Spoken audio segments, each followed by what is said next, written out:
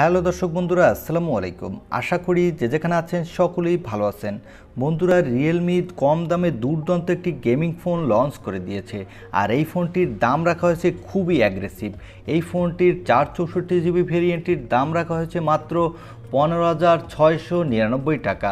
এটি আপনি ফ্ল্যাশ সেলে কিনতে পারবেন, কিন্তু রেগুলার প্রাইস হলো 16,499 টাকা।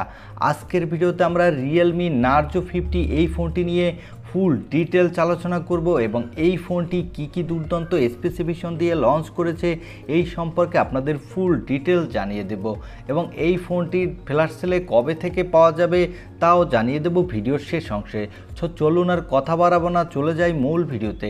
তবে মূল ভিডিওতে যাবার আগে আপনার কাছে ছোট্ট একটি রিকোয়েস্ট, আপনি যদি আমাদের চ্যানেলটি প্রথমবার ভিজিট করে থাকেন তাহলে প্লিজ আমাদের চ্যানেলটি সাবস্ক্রাইব করে পাশে থাকা বেল আইকনটি প্রেস করে রাখবেন, আর অলরেডি সাবস্ক্রাইব করে থাকলে থ্যাংক ইউ সো মাচ। প্রথমে আমরা এই ফোনটির লুক ও ডিজাইন নিয়ে আলোচনা করব। এই ফোনটির ব্যাক সাইডে থাকবে প্লাস্টিক এবং এই ফোনটির বডি ফ্রেমটি হবে প্লাস্টিক, তবে এই ফোনটির সামনে থাকবে গরিলা গ্লাসের প্রোটেকশন। এই ফোনটির নিচের দিকে থাকবে ইউএসবি টাইপ সি এবং স্পিকার, সাথে থাকবে একটি 3.5mm হেডফোন জ্যাক, এবং এই ফোনটির ব্যাক সাইডে দেওয়া হয়েছে ট্রিপল ক্যামেরা সেটআপ। তো এই ফোনটির লুকের ডিজাইন আমার কাছে লোয়ার বাজেটের গেমিং ফোন হিসেবে ভালোই লেগেছে। এবারে আসা যাক এই ফোনটির ডিসপ্লেতে।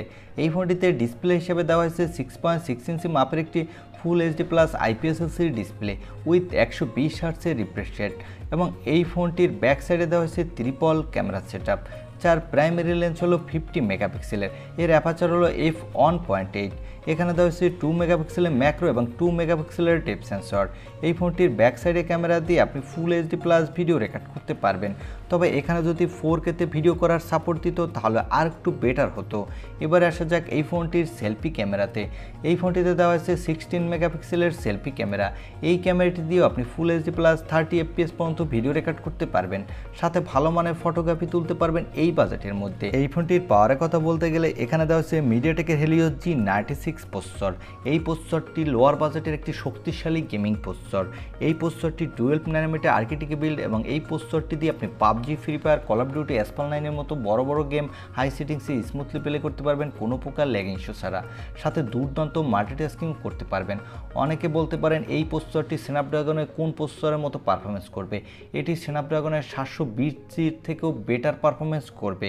এই ফোনটিতে আউট অফ দ্য বক্স দেওয়া হয়েছে অ্যান্ড্রয়েড 11, এর ব্যাক হ্যান্ডে দেওয়া হয়েছে Realme UI 2.0। এই ফোনটিতে সিকিউরিটির জন্য দেওয়া হয়েছে সাইড মাউন্টেড ফিঙ্গারপ্রিন্ট সেন্সর। এই ফোনটিতে ব্যাটারির জন্য দেওয়া হয়েছে 5000 mAh এর একটি ব্যাটারি, সাথে দেওয়া হয়েছে 33 ওয়াটের একটি ফাস্ট চার্জার। এই ফোনটি দুইটি কালার ভেরিয়েন্টে লঞ্চ করেছে রিয়েলমি, একটি হলো স্পিড ব্লু, অন্যটি হলো স্পিড ব্ল্যাক। এই ফোনটিতে দেওয়া হয়েছে একটি dedicated micro SD card slot, এবং এই ফোনটিতে দেওয়া হয়েছে LPDDR4 RAM, সাথে দেওয়া হয়েছে UFS 2.1 স্টোরেজ, যার ফলে লোয়ার বাজেটের ফোন হলো এই ফোনটি র্যাম এবং স্টোরেজ ভেরিয়েন্টে ভালোই ফাস্ট হতে যাচ্ছে। এই ফোনটি বর্তমানে বাংলাদেশে অফিসিয়ালভাবে একটি র্যাম ভেরিয়েন্টে আপনি পাবেন। এর 464GB ভেরিয়েন্টটির অফিসিয়াল দাম রাখা হয়েছে 16,499 টাকা। এই ফোনটির দারাজের ফ্ল্যাশ সেল থেকে আপনি মাত্র 15,699 টাকায় পেয়ে যাবেন এই ফোনটি। এবার বলবো এই ফোনটি কাদের জন্য বেস্ট হবে। যারা কম বাজেটে দুর্দান্ত একটি গেমিং ফোন কিনতে চান, বিশেষ করে 15 থেকে 16,000 টাকা বাজেটের মধ্যে, তারা অনায়াসে চোখ বুজে এই ফোনটি নিতে পারেন, কেননা এই ফোনটির গেমিং পারফরমেন্স আপনি অনেক ভালো পেয়ে যাবেন। কিন্তু যারা একটি ভালো ডিসপ্লের সাথে ভালো ক্যামেরা পেতে চান তারা এই ফোনটি নেবেন না, তারা নিতে পারেন রেডমির সদ্য লঞ্চ করে যাওয়া Redmi Note 11 ফোনটি, কেননা সেই ফোনটিতে দেওয়া আছে সুপার অ্যামোলেড ডিসপ্লে, সাথে দেওয়া আছে ভালো ক্যামেরা। সো এই ছিল আজকের ভিডিও, আর ভিডিওটি ভালো লাগলে অবশ্যই একটি লাইক দিয়ে আমাদের চ্যানেলটি সাবস্ক্রাইব করে পাশে থাকা বেল আইকনটি প্রেস করে রাখবেন। দেখা হবে অন্য কোনো ভিডিওতে। আজকের মতো আল্লাহ হাফেজ।